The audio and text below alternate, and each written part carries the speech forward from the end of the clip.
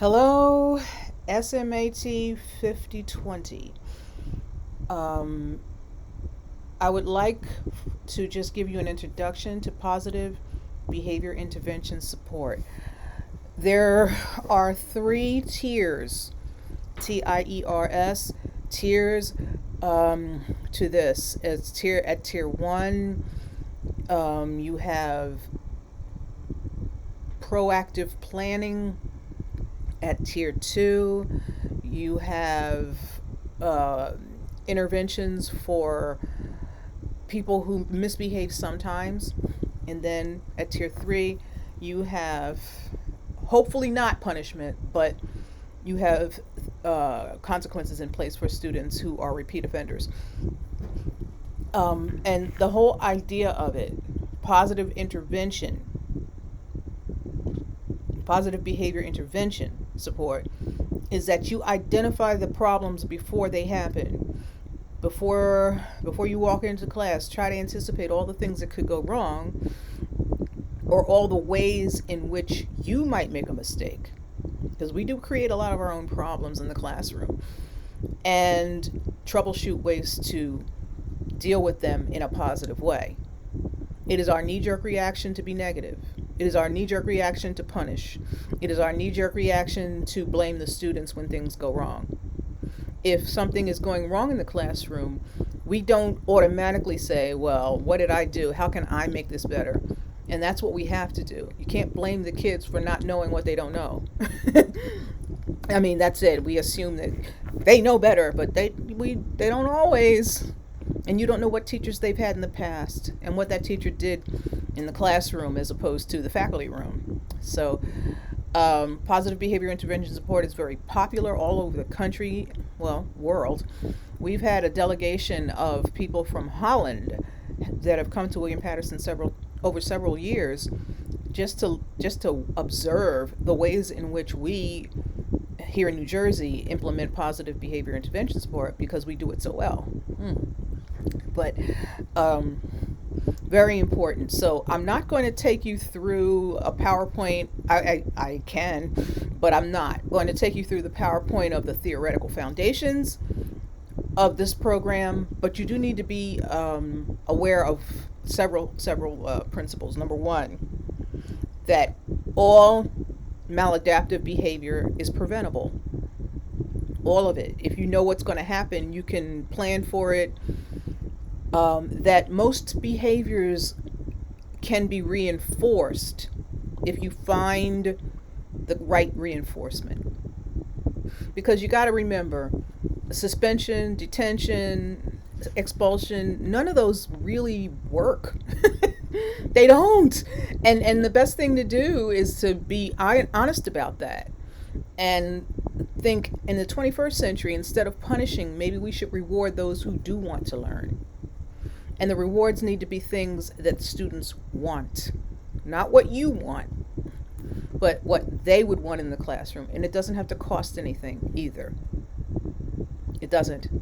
So one of my colleagues who's now retired, she would bring to class, I don't have one in here, every class, she would bring this little shopping bag, just a little shopping bag, like from Hallmark or somewhere.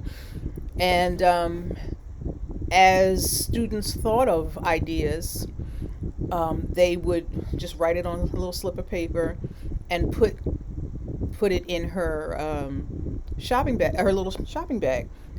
Ideas for positive reinforcements, so that if somebody raises their hand and asks something really, astute, or says something really interesting, or whatever, or talks about something that they did in the classroom that's just outstanding, she would go into the shopping bag and read what the reward is that the students wrote down themselves, and she would make it happen. And for example, I covered for her once. We were teaching in Holland for a couple weeks, and she had to do something else, so I covered her class.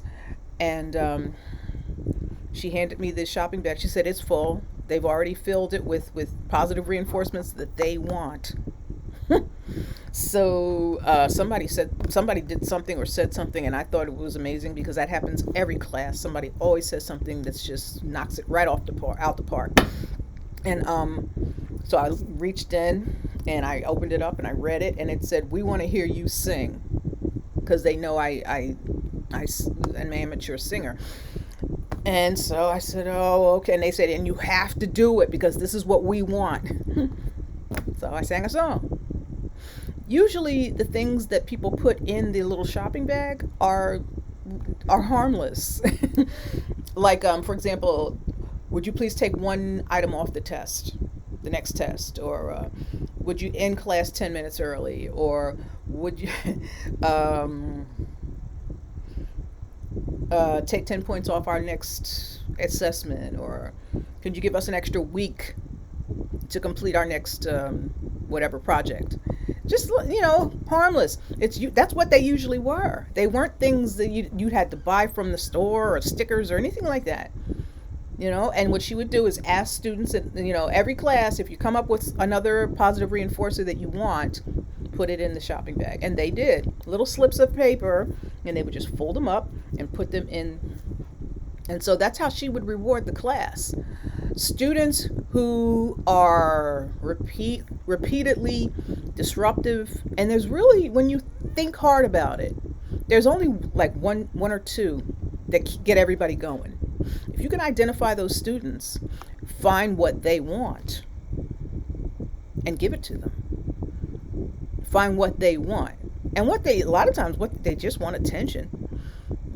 So if you could find a way to get them to get the attention in a positive way, you're in there. All right. So the little shopping bag was a reward for the whole class.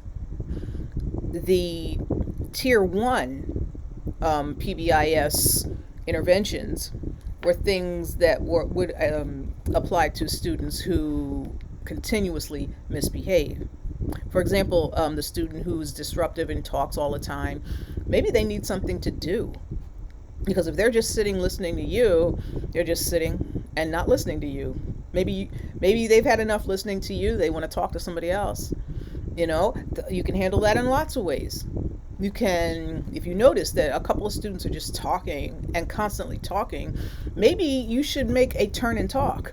Just stop the lesson, have your students turn and talk to each other, ask each other this question about the material. Since they're talking anyway, give them something to talk about. That's always just for 60 seconds. It doesn't have to be forever, but they're talking about what you say. You take control of the situation. I have other interventions also, but PBIS is very popular and it works. And it works best when the whole school's involved. But don't throw it out just because your school's not involved. Okay, there's endless ways that you can work it out in the classroom. I've posted a link to a PBIS link that will give you ideas of things to do in the classroom by behavior. It has a whole list of possible things that could happen in the classroom, and you just click it and it'll give you ideas of how to use PBIS to address the behavior in the classroom. I think it's very useful. I hope this, and I also, they also recommend that you go over the rules, the school or the class rules often in a way that kids will want to listen. So I've posted 2 examples of videos that were made by the school faculty. And, they use them to reinforce the school rules throughout the building. So I thought you might find that interesting as well. Email me if you have any questions about this or anything else. And you guys are amazing. I said it before, I say it again.